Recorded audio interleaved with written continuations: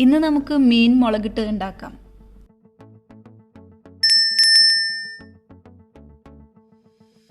മത്തി ഇതുപോലെ കട്ട് ചെയ്ത് നന്നായി വാഷ് ചെയ്ത് ക്ലീൻ ചെയ്ത് വെക്കാം.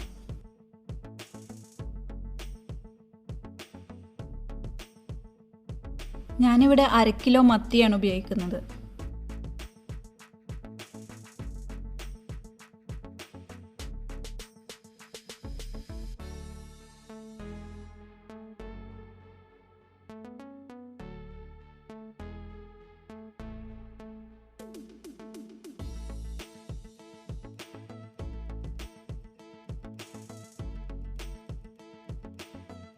ഇനി ഒരു ചട്ടി വെച്ച് ചൂടാവുമ്പോൾ അതിലേക്ക് 2 ടീസ്പൂൺ വെളിച്ചെണ്ണ ഒഴിച്ചു കൊടുക്കാം.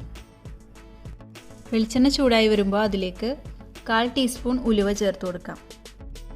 ഉലുവ ഒന്ന് പൊട്ടി വരുമ്പോൾ ഒരു ചെറിയ പീസ് ഇഞ്ചി, ഒരു 10 അല്ലി വെളുത്തുള്ളി സ്ലൈസ് ചെയ്തത്, 2 പച്ചമുളകും കൂടി ചേർത്ത് കൊടുക്കാം.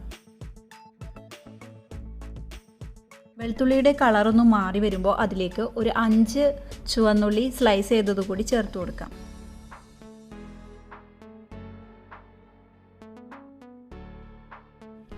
ആവശ്യത്തിന് ഉപ്പും കൂടി ചേർത്ത് നന്നായി വഴറ്റിയെടുക്കാം.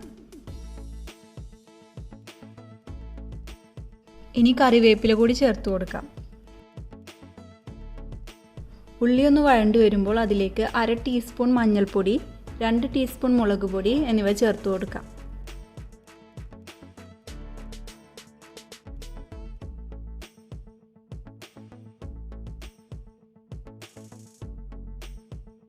പൊടികളുടെ പച്ചമണം മാറി വരുമ്പോൾ അതിലേക്ക് ഒരു വലിയ തക്കാളി അരിഞ്ഞത് കൂടി ചേർത്ത് കൊടുക്കാം. തക്കാളി വെന്ത് ഉടഞ്ഞു വരുമ്പോൾ അതിലേക്ക് 1 കപ്പ് പുളിവെള്ളം ചേർക്കാം. ഇതൊരു 5 മിനിറ്റ് ചെറിയ തീയിൽ അടച്ചു വെച്ച് തക്കാളി വേവിച്ചെടുക്കാം.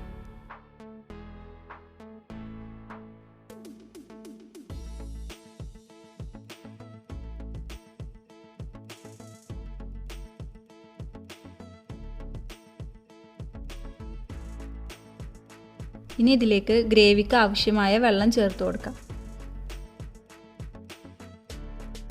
കറി ഒന്ന് തിളച്ച് കുറുകി വരുമ്പോൾ അതിലേക്ക് കഴുകി വൃത്തിയാക്കി വെച്ച മീനും കൂടി ചേർത്ത് കൊടുക്കാം.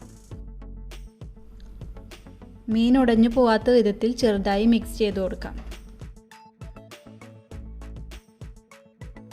ഒരു 5 മിനിറ്റ് ചെറിയ തീയിൽ അടച്ചു വെച്ച് വേവിച്ചെടുക്കാം.